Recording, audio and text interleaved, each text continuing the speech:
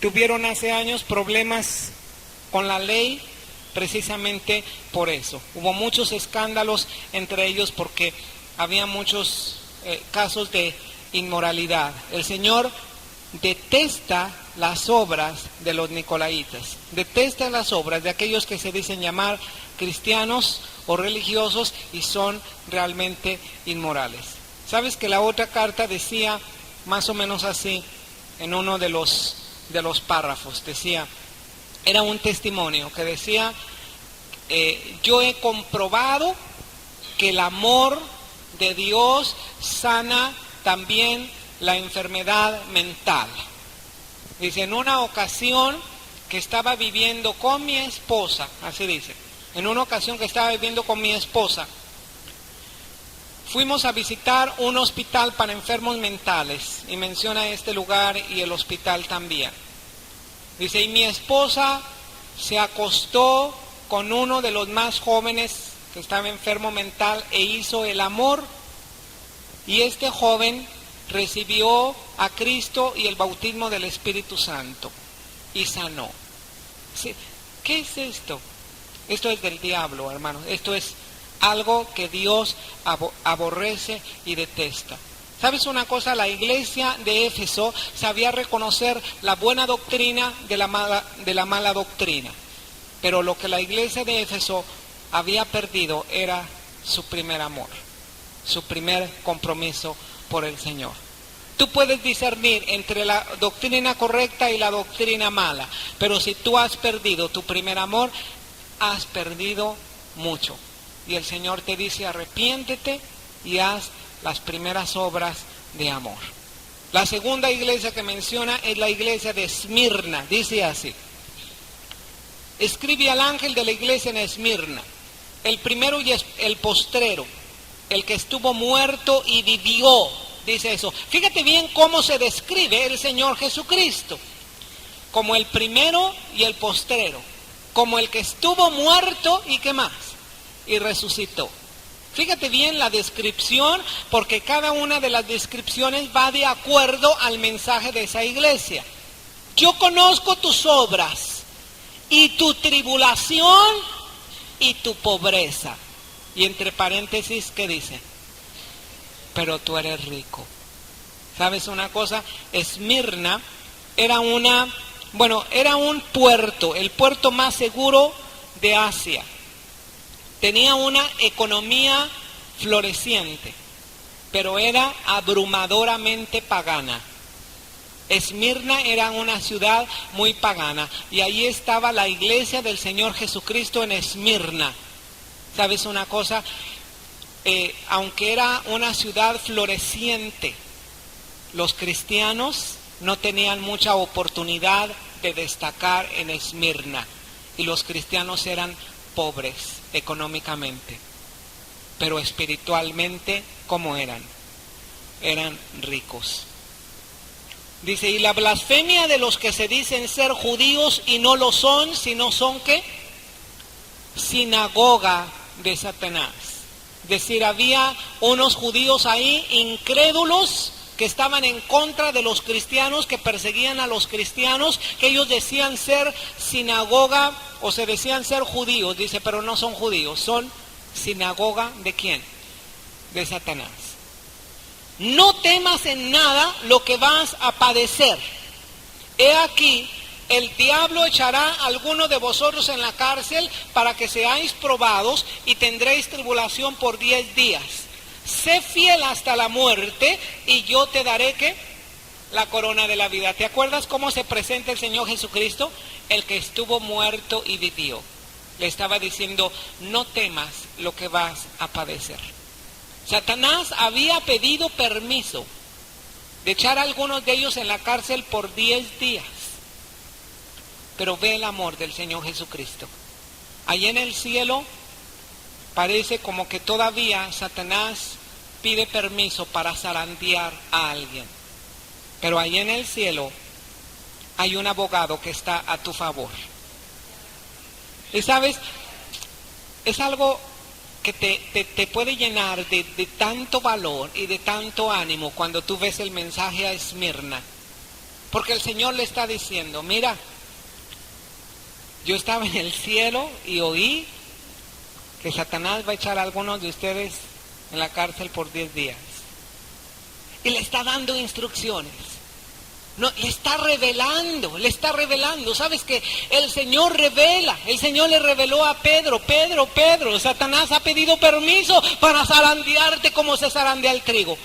Pero yo he rogado por ti para que tu fe no falte. ¿Sabes? ¿De qué vas a temer? ¿De qué más vas a temer? El Señor no permitirá que tú seas probado más allá de lo que puedes resistir. Cuando te viene una prueba, da gracias a Dios y dile, Señor, gracias por la fortaleza que tú me das. Yo no sabía que pudiera yo resistir tanto, pero si esta prueba me la das, es porque la puedo resistir. Y el Señor te está advirtiendo para que tú te prepares espiritualmente. El que tiene oídos oiga lo que el Espíritu dice a las iglesias. Al que venciere no sufrirá daño, ¿de qué? De la segunda muerte. Dime cuál es la segunda muerte. La segunda muerte es la muerte espiritual. ¿Cuál es la primera muerte? La primera muerte es la muerte física. Y bíblicamente, mira, el que nace aquí en esta tierra una sola vez está destinado a morir 2 veces. La primera y la segunda muerte. La muerte física y la muerte espiritual. Si tú naces en esta tierra solamente de lo natural, estás destinado a morir 2 veces. De lo físico y de lo espiritual. Pero si tú naces 2 veces en esa tierra, que naces de lo natural y naces del espíritu, solamente puedes morir una sola vez. Y si Cristo Jesús llega antes de que tú mueres, ni siquiera vas a experimentar una muerte. Porque la palabra del Señor dice que Cristo viene pronto por su iglesia. Repito, si tú naces en esta tierra solamente una vez, estás destinado a morir 2 veces. Pero si tú naces en esa tierra 2 veces, solamente podrás morir una sola vez. Amén. Escribe al ángel de la iglesia en Pérgamo, el que tiene la espada aguda de 2 filos, dice esto. Así se presenta el Señor Jesucristo en Pérgamo. Pérgamo era una ciudad que tenía una mezcla de poder político, adoración pagana, una academia de la universidad, o una sofisticación académica en su universidad, y también prácticas de rito pagano. Es decir, Pérgamo se conoce bíblicamente como la ciudad donde estaba el trono de Satanás.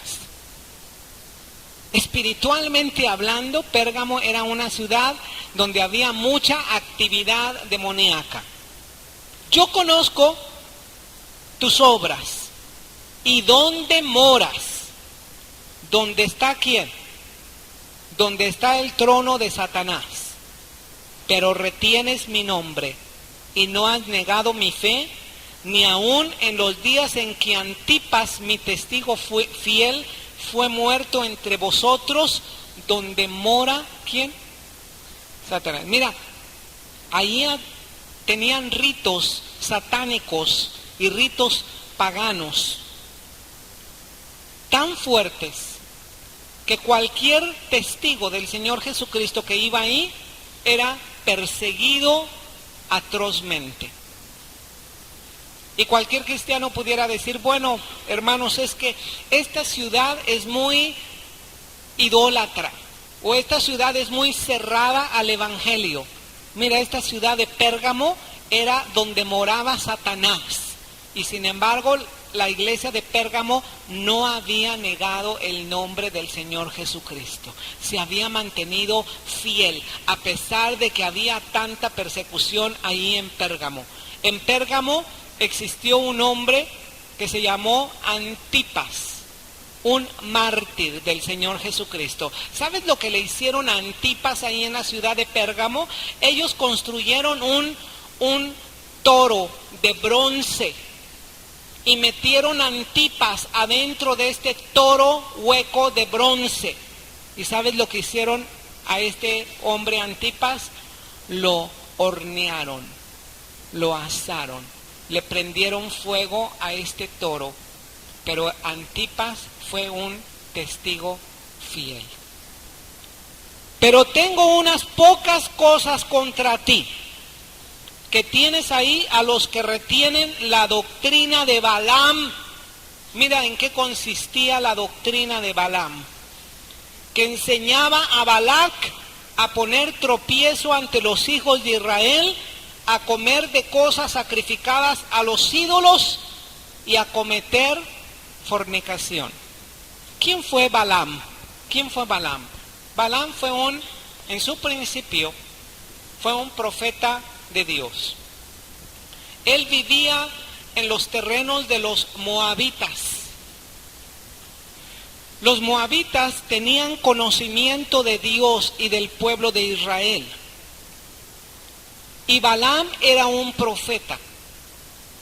Balac era el rey de los moabitas. Y cuando el pueblo de Israel iba a cruzar para la tierra prometida, estaba en el desierto e iba a cruzar para la tierra prometida, toda esta narración está en el libro de Números, como Números 23, 24, más o menos, 22, 23 y 24. Y cuando el pueblo de Israel se disponía para cruzar a la tierra prometida, el pueblo de Israel acampó en el terreno de los moabitas. Y claro que el rey de los moabitas tuvo temor del pueblo de Israel. Balac, que así se llamaba el rey de los moabitas, no se atrevió a ir en contra de Israel, pero Balac era muy astuto. Balac dijo, bueno, en lugar de ir en contra de Israel, porque yo sé que el Dios de Israel está con ellos, entonces yo voy a ir a contratar a aquel profeta llamado Balaam. ¿Sabes que Balaam era un profeta? Pero un profeta que tenía una debilidad, que no había cedido al Señor. La debilidad de la codicia, de la avaricia. Y entonces Balac aprovechó esa debilidad que había en Balaam para ir y tentarle para hacer algo que no era de acuerdo a la voluntad del Señor. Y yo te voy a decir una cosa. Si tú no tratas personalmente con esa debilidad que tú tienes, esa debilidad carnal que tú tienes, o ese pecado que tú tienes, si tú no lo tratas delante de Dios y lo cortas, por lo menos ¿cómo decirte? De decisión, porque puede ser que digas, yo no tengo el poder para cortar con esa debilidad. ¿Sabes una cosa? Ese poder va a venir del Señor, pero tú necesitas tener un molde de decisión. Si tú no decides cortar con eso, nunca vas a poder cortar con eso, y el enemigo siempre te va a ofrecer en esa tentación o en esa debilidad para tenerte atrapado. ¿Sabes que Balac mandó unos emisarios suyos con muchos regalos para ofrecérselos a Balaam? Y le dijo, Balaam, todo esto es tuyo, solamente tú tienes que ir con el pueblo de Israel y maldecirlo. Profetiza maldición. Entonces Balaam dice, bueno, déjenme consultar a Dios al respecto, ¿verdad? Era como esos niños que saben que lo que van a hacer es completamente incorrecto, pero sin embargo van con su papá o con su mamá a ver si pegan el chicle, a ver si logran ese permiso o algo, ¿verdad? Ya saben que es algo incorrecto, pero de todos modos van a ver qué dice su papá. A lo mejor su papá se ve equivocado. Así mismo fue Balaam. Balaam sabía que era incorrecto maldecir al pueblo de Israel, y entonces fue con Dios y le dijo, Señor, y Dios antes de que hablara Balaam le dijo, ¿quiénes son esos? Le dice Balaam, Señor, son unos que me buscan para ir a que yo profetice al pueblo de Israel. Y le dice el Señor, ay de ti, que tú vayas y profetices en contra de mi pueblo y que lo maldigas. Entonces Balaam tuvo temor y les dijo a los emisarios, ¿saben una cosa? Que el Señor dijo que no. Y los emisarios de Balac fueron con él y le dijeron, Balaam se opuso, él no quiso ir. Entonces Balac le redobló los regalos, ¿verdad? Es decir, le estaba dando una buena mordida para que fuera y profetizara en contra de Israel. Y entonces, oye, con tamaña tajada, ¿tú crees que Balaam, con la debilidad que tenía de la codicia y de la avaricia, sabes que, bueno, déjenme preguntarle al Señor, porque la otra vez no quiso, a ver qué dice ahora. Él ya sabía que no era correcto, entonces él fue con el Señor. Señor, pues insisten e insisten que yo vaya a ministrar a ese lugar, ¿verdad? Entonces Dios le probó y le dijo, bueno, Balaam, está bien, ve, pero solamente vas a decir lo que yo te diga. Entonces, ¿sabes qué? Yo creo que Balaam nunca madrugaba, pero esa vez madrugó, así dice la Escritura, que de madrugada se levantó y se apuró para preparar los asnos e irse en los burros, ¿verdad?, rumbo a los campos de Moab, y él montó una burra que él tenía, ¿verdad?, y estaba montado en su burra y siguió el camino rumbo al camino de los moabitas. Pero sabes que en el camino le salió al encuentro a Balaam el ángel del Señor. El ángel del Señor es un ángel que representa al mismo Dios.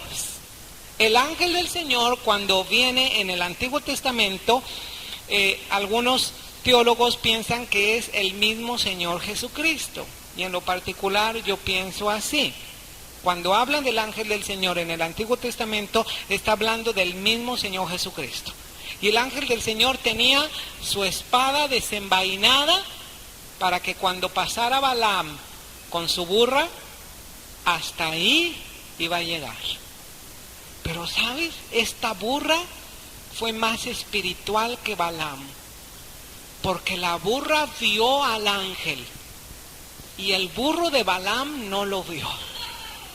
Balaam fue más burro que su propia burra. ¿Por qué? Porque estaba tan cegado con esa debilidad. Él estaba ansiando los regalos que Balac le estaba dando. Estaba tentado y no vio al ángel, pero la burra sí vio al ángel. Entonces, en lugar de seguir derecho, la burra se metió por unos matorrales, desviando el camino, ¿verdad? Y Balaam se enojó y comenzó a golpear a su burra hasta que la volvió a colocar en el camino correcto. Y nuevamente la burra siguió adelante. Más adelante, se le aparece nuevamente el ángel de Jehová con la espada desenvainada, y la burra... ¿Qué burra tan espiritual, de verdad? ¿Cuántos de aquí han visto al ángel del Señor? Gloria a Dios. A veces yo soy más burro que la burra de Balaam, porque yo no he visto al ángel del Señor con mis ojos naturales. Pero ¿sabes una cosa? Esta burra volvió a ver al ángel del Señor. Entonces esta burra era un camino donde había una pared a un lado, y esta burra se arrinconó hacia la pared. ¿Quién iba montando la burra? Balaam. Así que ¿qué fue lo que le presionó? Su pierna. La burra le presionó la pierna a Balaam, y Balaam se enojó y comenzó a golpear a la burra otra vez. Entonces la burra volvió otra vez al camino correcto y siguió. Se encontró por tercera vez al ángel de Jehová, y nuevamente Balaam no vio al ángel de Jehová, pero la burra sí vio al ángel de Jehová. Entonces la burra... O sea, ya en este momento yo pienso que a la burra se le quitó lo burro, ¿verdad? Porque ya estaba pero bien abusada. Y entonces se agachó la burra y se acostó arriba de Balaam. Así que ya te imaginas Balaam cómo se puso. Se bajó y comenzó a golpear a su burra. Y en ese momento dice la Escritura, y yo lo creo porque la Escritura es la verdad. ¿Sabes qué dice la Escritura? Que en este momento Dios abrió la boca de la burra y le dijo algo a Balaam. Y Balaam, pues yo creo que se sentía burro como ella, porque se puso a platicar con ella. Capaz que alguien le habla a una burra, pues le corre, ¿verdad?, hasta el cerro. Pero no, la burra le dijo: oye, yo te he servido tantos años, ¿y acaso yo te he tratado así? Y el burro de Balaam: oye, se pone a discutir con una burra. Y en este momento el Señor, por su misericordia, le abre los ojos espirituales a Balaam, y que vea al ángel de Jehová con la espada desenvainada. Yo creo que se quedó helado Balaam. Y entonces le dijo al ángel, si quieres me regreso. Le dice, si quieres no voy. Pues con tamaño susto le dice el ángel, no, ve, pero no vas a profetizar. Cuídate de decir algo que yo no te diga. Solamente vas a profetizar y a decir lo que yo te diga. Sabes que al fin llegó Balaam a los terrenos de Moab y 3 altares, lo llevó a 3 diferentes lugares Balac, porque en el primer lugar levantó un altar y profetizó, y no profetizó maldición sobre el pueblo de Israel, profetizó bendición. Balac se enojó, yo te traje a que los maldijeras, entonces lo llevó a otro lugar, a otro ángulo, y en ese otro ángulo levantó otro altar, oró al Señor Balaam, y nuevamente salió una profecía de bendición. Y se enojó. ¿Sabes? Qué alegría me da que el Señor quiere bendecir a su pueblo. El Señor está pensando en bendecirte a ti, está pensando en su bien. El enemigo quiere maldecirte, pero Dios quiere bendecirte. El Señor no está pensando en contra de ti. Así, una de las profecías más bellas de toda la Biblia fue una de las profecías que dijo Balaam, este profeta. Dijo, porque Dios no es hombre para que mienta, ni hijo de hombre para que se arrepienta. Él lo dijo y no lo hará, lo habló y no lo ejecutará. El Señor había prometido bendecir al pueblo de Israel, así que bendición. El Señor te ha prometido bendecirte a ti, y lo que el Señor quiere es que tú seas bendecido. ¿Sabes que por tercera vez Balac lo llevó a un lugar y Balaam profetizó pura bendición? Y entonces Balac ya discutió con Balaam y le dijo, ¿sabes una cosa? Yo te traje aquí a que maldijeras al pueblo de Israel, y sin embargo tú lo has bendecido y bendecido y bendecido. Y Balaam dijo, bueno, yo no puedo decir algo que Dios no me diga. Pero la codicia estaba allí, y la codicia lo llevó a cometer una doctrina que se le conoce como la doctrina de Balaam. Dice claramente aquí, la doctrina de Balaam, que enseñaba a Balac a poner tropiezo ante los hijos de Israel, a comer de cosas sacrificadas a los ídolos y a cometer ¿qué? Fornicación. Mira, abre tu Biblia para que tú veas esta doctrina en el libro de Números. Números capítulo 25. Amén. Números capítulo 25. Muchos no encuentran dónde está localizado esta doctrina de Balaam en la Biblia. Yo te voy a decir ahora, esta doctrina se encuentra en Números capítulo 25. Amén. Dice ahí, moraba Israel en Sittim, y el pueblo empezó a fornicar. ¿Con quién? Con las hijas de Moab. Fíjate bien lo que hacían estas hijas de Moab, es decir, las muchachas que habitaban ahí en Moab, las moabitas, las cuales invitaban al pueblo a los sacrificios de sus dioses, y el pueblo comió y se inclinó a sus dioses. Y así acudió el pueblo a Baal Peor, y el furor de Jehová se encendió ¿contra quién? Contra Israel. ¿Sabes? Después de que Balaam no pudo profetizar maldición, ¿sabes lo que le dijo a Balac? Mira, Balac, yo conozco un método por el cual Dios mismo va a maldecir y hacer mal a su propio pueblo. Y le reveló a Balac cuál era el medio en que el Señor se iba a apartar de su pueblo. ¿Y sabes cuál era el medio? El medio era que el pueblo de Israel pecara, porque el pecado hace división entre Dios y su pueblo. Por eso el Señor Jesucristo vino a morir por todos los pecados, para que no haya división entre Dios y su pueblo. Pero si tú tienes pecado, puedes confesar tu pecado al Señor, y el Señor, que es fiel y justo, te perdonará y te limpiará de toda maldad. ¿Y sabes lo que Balaam dijo a Balac? Le dijo, mira, llévate un grupo de mujeres moabitas, pero bonitas, hermosas, bien arregladas, y llévalas allá con los judíos. Y Balaam parece que conocía bien a su gente, porque sabes que en cuanto las moabitas, yo pienso que las moabitas llegaron muy guapas ahí en el campo de Israel, les comenzaron a hacer ojitos a los israelitas, y mira, solitos cayeron. No necesitaron que fuera profetizada maldición, solitos cayeron. ¿Sabes que las moabitas las alejaron de su campamento? Y estando fuera del campamento, sacaron de entre sus ropas ídolos. Y les dijeron, nosotras vamos a enseñarles a adorar a nuestros dioses. ¿Y sabes cómo adoraban a sus dioses? Colocaban un dios y fornicaban delante de sus dioses. Y eso trajo juicio al pueblo de Israel. Así que eso se conoce como la doctrina ¿de quién? De Balaam. Vamos a terminar con la iglesia de Pérgamo. Vamos a quedar en la iglesia de Pérgamo.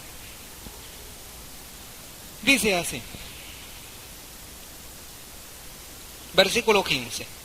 Tienes también a los que retienen la doctrina de los nicolaitas. Fíjate, no solamente allí en la iglesia de Pérgamo estaban tolerando a los que enseñaban a poner tropiezo a los cristianos, también retenían a los de la doctrina de los nicolaitas. ¿Sabes una cosa? El Señor no está de acuerdo en que dentro de su iglesia se toleren acciones o doctrinas o pecados sin tratar. Parece que hoy en día la iglesia cristiana ya no está encarando a las personas que están cometiendo un tipo de abuso dentro de la iglesia. Como que tienen temor que estas personas salgan afuera de la iglesia.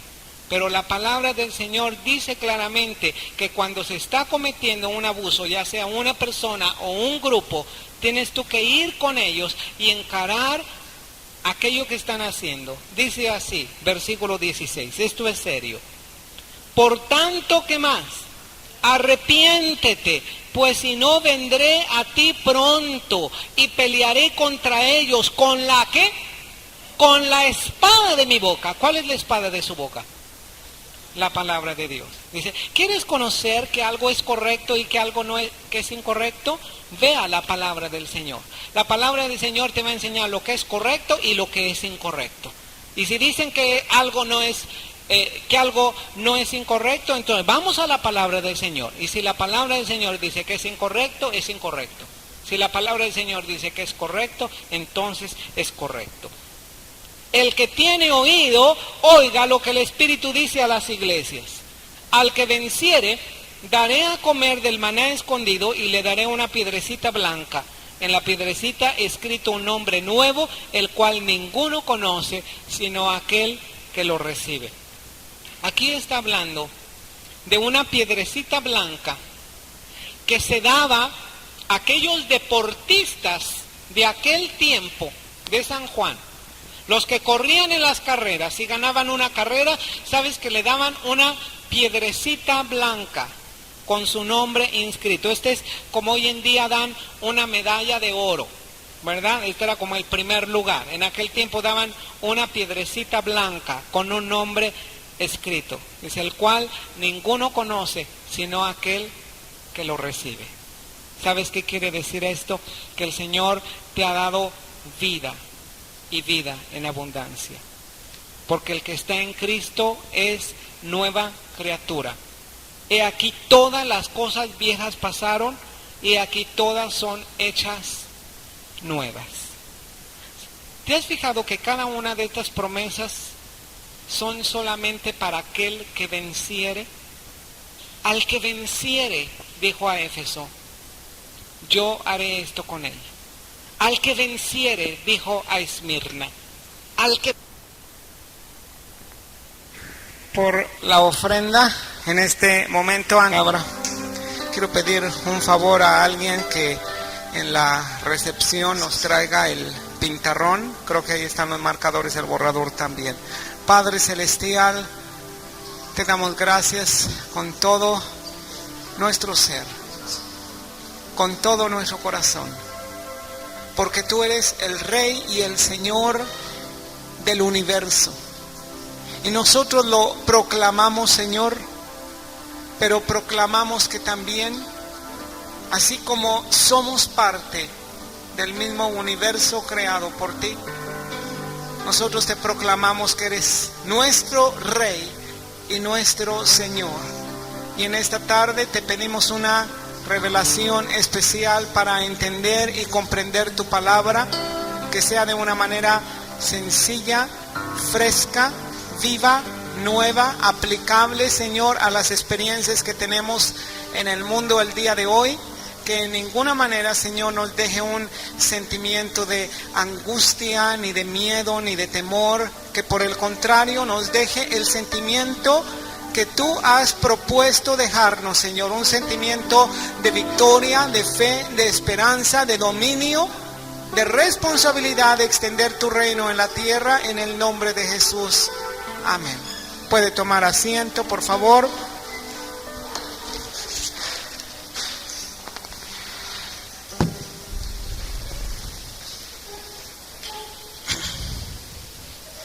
Estudiando bastante una manera de, si usted se quiere acercar más aquí al frente, sería mucho mejor, o colocarse aquí en los del medio. Los que están en medio son los más aplicados de la clase, así que véngase aquí en medio, llenen las filas vacías, hay bastantes filas vacías. Vamos a usar ahora el pintarrón. Si alguna persona por comodidad usa los extremos, no crea que ahí no hay aplicados. A veces ahí se sientan los más aplicados, ¿verdad? Bueno, miren, estuve analizando y estudiando el libro de Apocalipsis. Entonces yo quise mostrar una manera muy sencilla en que usted podía recordar todo el libro del Apocalipsis de una manera muy fácil, como el libro del profeta Daniel, que es la primera parte que nosotros vimos de los acontecimientos finales. Se acuerda que lo vimos de una manera muy sencilla en que lo podían recordar muy bien, el libro de Daniel. No sé si aquí hay algunos hermanos que asistieron al curso de Daniel. Es decir, nosotros vimos Daniel antes de ver Apocalipsis.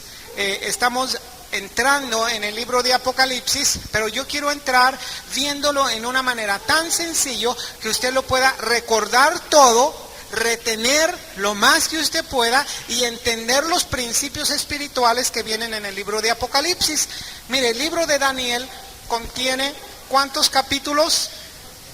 12 capítulos. 7, 8, 9, 10, 11 y 12 capítulos.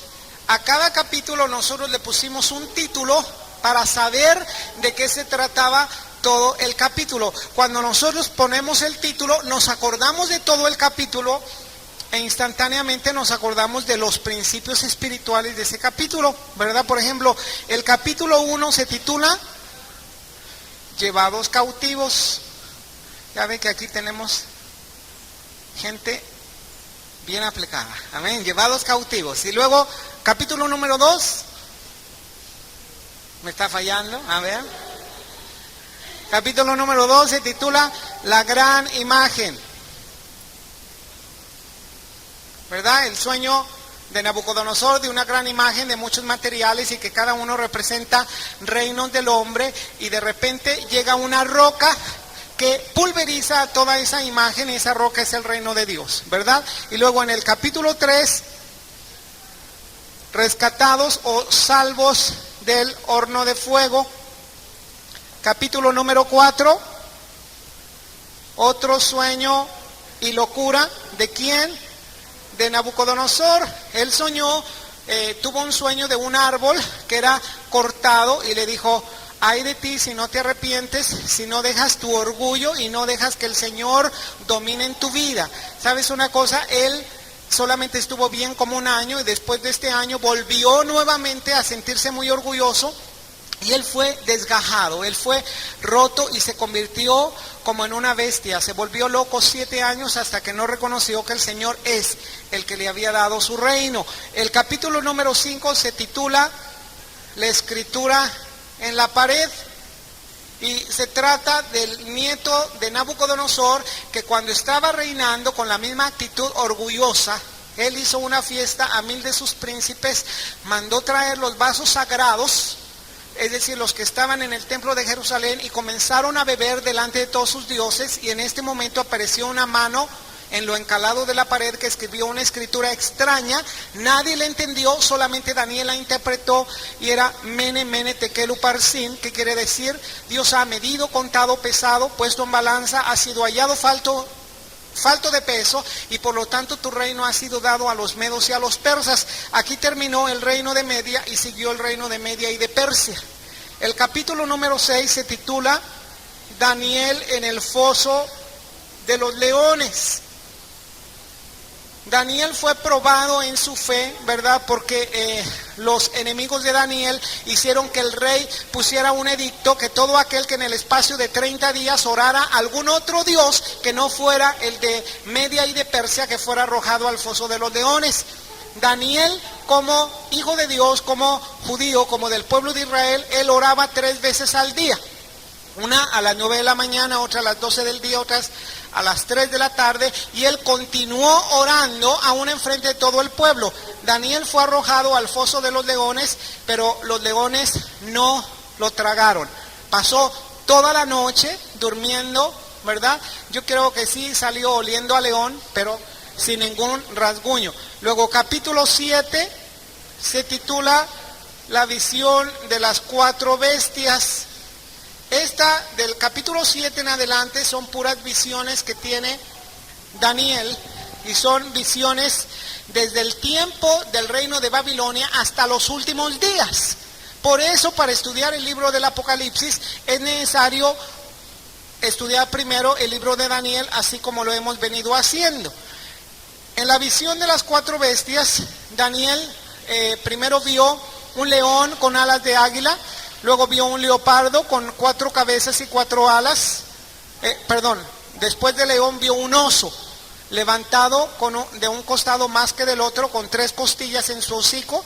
Luego vio un leopardo con 4 alas y 4 cabezas. Luego vio una bestia espantosa y terrible, diferente a todas las demás, que se le mandaba que comiera mucha carne y lo sobrante lo pisaba con los pies. Cada una de estas bestias eran uno de los grandes imperios del mundo existente, comenzando con Babilonia. Primero era Babilonia, y luego era Media y Persia, y luego era Grecia, y luego era Roma. Y Roma se extendía espiritualmente hasta los últimos días, y en los últimos días hablaba de 10 reinos que se van a levantar, y que de 3 de ellos va a surgir un personaje llamado Anticristo, ¿verdad? Entonces, de este tiempo de los 10 reyes, y cuando se levante el Anticristo y todo esto, de eso trata el libro del Apocalipsis. Ahora, en el capítulo número 8, ¿cómo se titula el 8? La visión del carnero y el macho cabrío. La visión del carnero y el macho cabrío. Por cierto, que quiero darles una buena noticia, porque en la imprenta ya está todo capturado en la computadora, toda la información del libro del Apocalipsis con los dibujos originales. Es decir, esos dibujos solamente nosotros los tenemos para que no tengamos ningún problema de editar ese libro, y nos lo van a imprimir. Es un libro de 66 páginas, no se asuste del número 66, ¿verdad? Le falta otro 6. Tiene 66 páginas, y cuando esté impreso lo vamos a sacar a la venta, y lo que se venda, los fondos van a ser en beneficio del centro de entrenamiento para pastores y líderes que tenemos aquí en la iglesia. El carnero representaba a Media y a Persia. y el macho cabrío representaba a Grecia. El macho cabrío vence al carnero, pero el macho cabrío que tenía un cuerno entre sus dos ojos, que era Alejandro el Magno, le fue cortado ese cuerno y en su lugar le sucedieron 4 cuernos, que eran los 4 generales de Alejandro el Grande. Y de uno de esos 4 cuernos dice que descendió otro cuerno pequeño que creció muy grande hasta las estrellas de los cielos y las derrumbó por tierra. Es decir, cada uno de esos cuernos habla de poderes humanos. Está hablando ese cuerno que se creció grande, fue un descendiente sirio de uno de los 4 generales de Alejandro el Grande, llamado, ¿cómo se llamó este? Antíoco Epífanes. Antíoco Epífanes fue o es la sombra o símbolo o tipo de lo que va a ser el anticristo. Si usted lee el libro apócrifo de los Macabeos, usted se va a dar cuenta de todo lo que hizo Antíoco Epífanes. El libro de los Macabeos usted no lo puede considerar como la palabra de Dios, es decir, no lo puede tomar como la palabra de Dios en cuanto a doctrina, pero de los libros históricos más perfectos que existen está el libro de los Macabeos, el primer libro y el segundo libro de los Macabeos. Cuando usted los estudia se da cuenta de Antíoco Epífanes. Capítulo 9 se titula ¿cómo?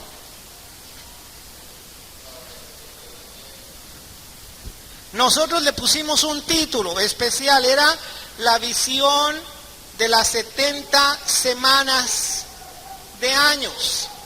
Y era una visión profética que Daniel tuvo contando esta visión a partir de que se daba el edicto para salir a reconstruir Jerusalén. Ojalá si me consiguieran algún otro marcador, me parece que en la oficina había algunos, contando desde que se da el edicto hasta el Señor Jesucristo.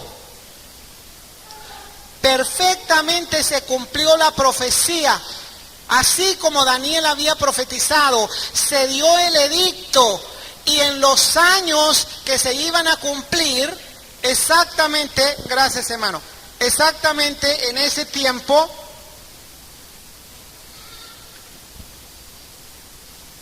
desde que se da el edicto, gracias, hasta que Cristo entra a Jerusalén como Mesías, ¿se acuerda?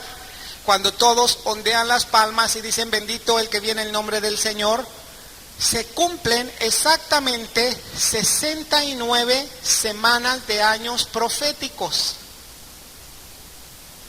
Daniel había profetizado que en 70 semanas toda la profecía se iba a cumplir. Pero ¿sabe? En la 69ª semana, Cristo Jesús entra a Jerusalén como Mesías. Muchos parece que le reciben como Mesías, pero realmente no le recibieron. Y ahí se interrumpió esa profecía porque Jesús vino a los suyos y los suyos no le recibieron.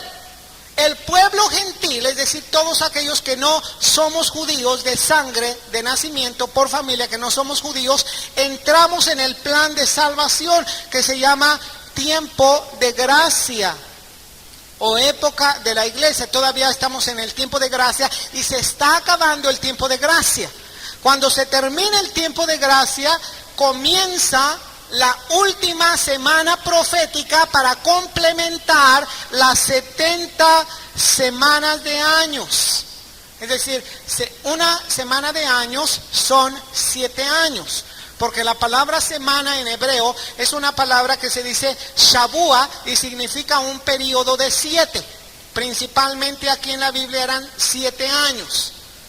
Daniel profetizó que en 70 semanas, es decir, en 490 años, se iba a dar el edicto y se iba a cumplir todo el plan para el pueblo de Israel. Y todo el plan se iba a cumplir gracias al Señor Jesucristo. Cuando viene el Señor Jesucristo, solamente faltaban 7 años para que se cumpliera su plan. Y por eso el Señor Jesucristo, al entrar en Jerusalén, comienza a llorar. ¿Se acuerdan las palabras que el Señor dijo? Jerusalén, Jerusalén, que matas y apedreas a tus profetas. ¿Cuántas veces quise yo, así como la gallina cubre a sus polluelos. ¿Cuántas veces quise cubrirte como la gallina cubría a los polluelos? Dice, pero por cuanto no conociste el día de tu visitación, lo que es hoy para tu paz. El pueblo de Israel no sabía, no supo. Por su ignorancia, ellos fueron destruidos. El Señor Jesucristo dijo, por cuanto no conociste el día de tu visitación, no quedará piedra sobre piedra que no sea derribada. Y sabes una cosa, desde este momento comenzó una destrucción grande sobre Jerusalén. En el año 70 después de Cristo, el general romano Tito vino, hizo una dispersión mundial del pueblo judío y no volvieron a tener más un país o una nación, el pueblo de Israel, hasta 1948, que las Naciones Unidas le dieron un territorio al pueblo de Israel y fue constituido nuevamente como una nación. Y esto también estaba profetizado, que cuando se terminara el poder de la dispersión del pueblo santo, todas las cosas que dijo el Señor Jesucristo se iban a cumplir. Y hermanos, ya estamos viendo los cumplimientos de los últimos días. Estamos viendo que está comenzando los últimos 7 años o la última semana de años proféticas de que habla el libro de Daniel. El libro de Daniel trata con la 70ª semana, con la última semana de profecía para el pueblo de Israel. Espero que los que no asistieron a toda la clase de Daniel no sean confusos en toda esta información, ¿verdad? Porque todo esto pues lo vimos en algunas semanas, pero no se preocupe, todas las clases están grabadas. Están los másters de las clases. Si le interesa las clases de Daniel, puede solicitarlas al departamento de grabación. El capítulo 10 se titula La Gran Visión. El capítulo 11 y 12 son parte de la gran visión. Esta es la gran visión y abarca 3 capítulos. Capítulo 10, capítulo 11 y capítulo 12. En el capítulo 10, Daniel ve una gran visión. Ve al mismo Señor Jesucristo, ve a Dios, ve a Cristo Jesús, ve los planes de los últimos días y se le revela en el capítulo 11 las luchas de los reyes del norte y del sur. Es decir, aquellos reyes descendientes de Alejandro el Grande. ¿Se acuerda que Alejandro el Grande dio su reino a 4 de sus generales, verdad? A Casandro, a Lisímaco, a Ptolomeo y a Seleuco. Ptolomeo tomó el sur, que era Egipto. Seleuco tomó el norte, que era Siria. Y en el capítulo 11 vienen las luchas entre los Ptolomeos de Egipto y los Seleucos del norte. Todo esto para llegar a la profecía de Antíoco Epífanes, ese personaje que descendía de los sirios, y para nombrar todas las profecías que iban a ser para Antíoco Epífanes. Antíoco Epífanes existió o comenzó su carrera guerrera en el año 129 antes de Cristo.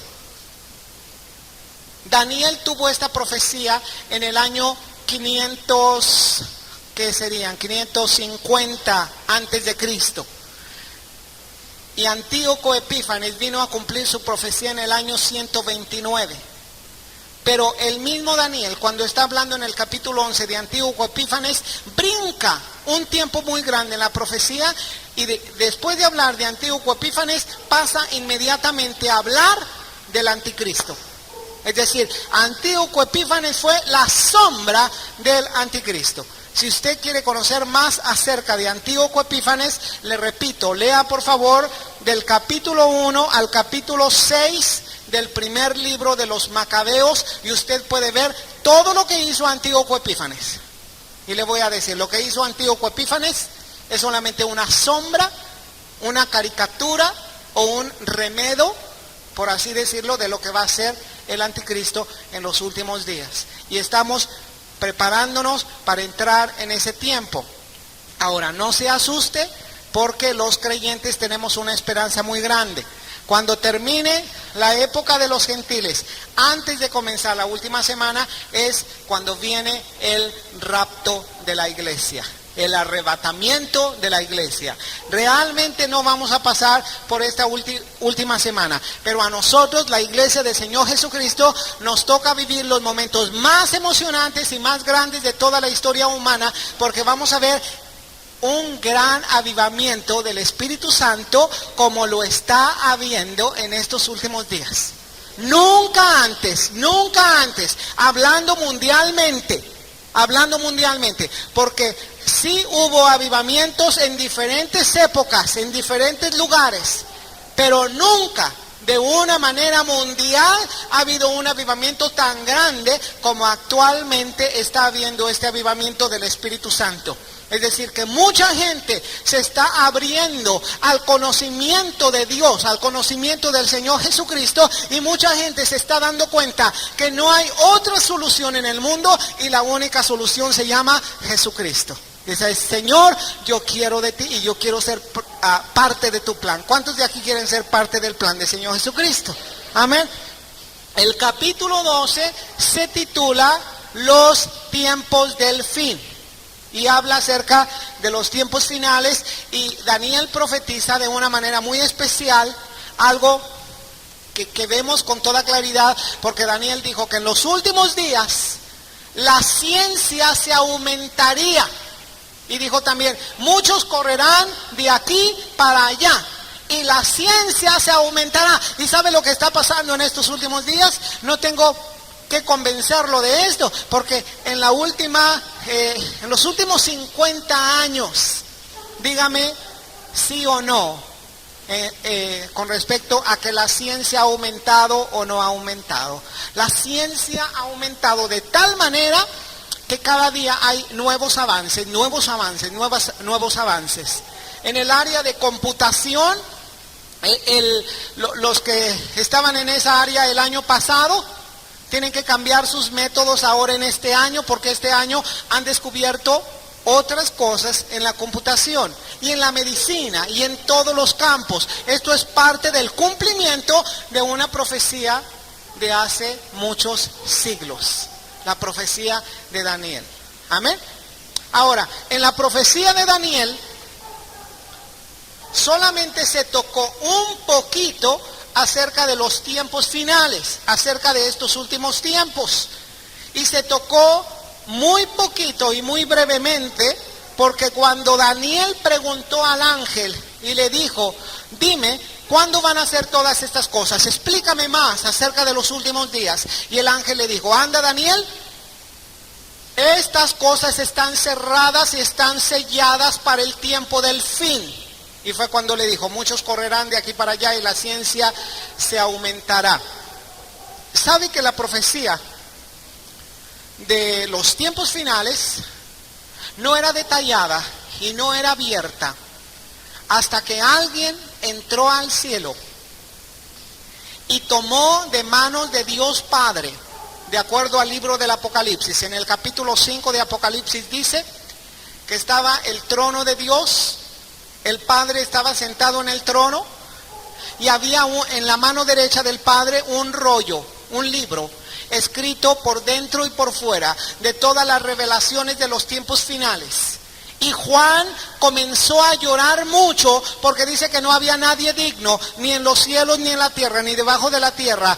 No había nadie digno de leer este libro, ni de mirarlo siquiera, ni de tocarlo. Hasta que oyó Juan una voz y le dijo, no llores Juan, porque hay uno digno de abrir ese libro de los 7 sellos. Y el único digno de abrir el libro de las revelaciones de los tiempos finales fue el Señor Jesucristo. Ese libro sellado con 7 sellos, ese libro es una gran parte del libro del Apocalipsis. Amén. Ahora, ¿de qué trata el libro del Apocalipsis?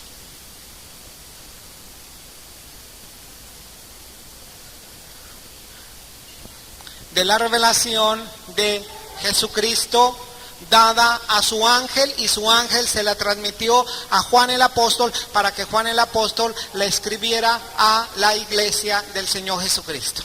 Nosotros podemos tener esta revelación gracias a que Dios Padre se la dio a Dios Hijo. En ese orden. Y Dios Hijo la envió a través de un ángel a Juan, el apóstol que estaba cautivo en la isla llamada Patmos, y tuvo esta revelación de ese libro llamado el Apocalipsis. Juan el apóstol, Juan el amado, el que se recostó en el pecho del Señor Jesucristo en la última cena, él fue el que escribió ese libro llamado Apocalipsis. Apocalipsis viene de una palabra griega que es apocalipsis, y apocalipsis quiere decir revelación, quitar el velo, develar, como en una escultura que tienes puesta una sábana, y en el día de la inauguración, en el día de la dedicación, destapan la sábana, quitan el velo y entonces dan a conocer esta escultura. Asimismo es el libro de la revelación, es la revelación de Jesucristo. ¿De qué trata? ¿Cuál es el tema central del libro del Apocalipsis? El tema central del libro del Apocalipsis es la iglesia victoriosa. Es la victoria de la iglesia en medio de un tiempo difícil, en medio de un tiempo de tribulación. ¿Sabe cómo se le llama bíblicamente a los últimos 7 años? O la última semana de años del tiempo final se le llama los 7 años de la gran tribulación. En el año 96 aproximadamente se escribió, después de Cristo, se escribió el libro del Apocalipsis. Y en el año 96 había una gran persecución cristiana. Esta persecución siguió en el siglo I y en el siglo II. Hasta el año 312. Ahí terminó propiamente la persecución cristiana para dar comienzo a otra época. Pero los cristianos eran tan perseguidos que hubo 10 épocas diferentes de emperadores romanos. 10 emperadores romanos, y todos los emperadores romanos, especialmente los que les tocaron vivir en tiempos de los cristianos, trataron tan duramente a los cristianos que una de las diversiones favoritas del pueblo romano era su circo romano. Era un coliseo romano, y en el coliseo no iban a ver una pelea de box, no iban a ver una lucha libre, no iban a ver una corrida de toros. Bueno, la corrida de toros es cruel, pero mire, al fin de cuentas el que se muere siempre, o generalmente siempre, es el toro, ¿verdad? El toro lleva las de perder en una corrida de toros. Al toro lo pinchan, al toro le ponen banderillas, al toro le dan vueltas, al toro lo sangran y al toro al final lo matan. En el Coliseo romano no era así. En el Coliseo romano los cristianos eran enfrentados no a toros, eran enfrentados a leones hambrientos. Y esta era la diversión del pueblo romano, esta era la diversión del emperador. Los cristianos corrían y cantaban salmos, cánticos, himnos espirituales en medio de una gran persecución, en medio de un sufrimiento tremendo. Los cristianos estaban cantando, alabando al Señor. Ellos necesitaban una esperanza, alguien que les hablara de una esperanza. Y fue en este tiempo cuando Dios reveló a Juan su revelación, el libro del Apocalipsis. El libro del Apocalipsis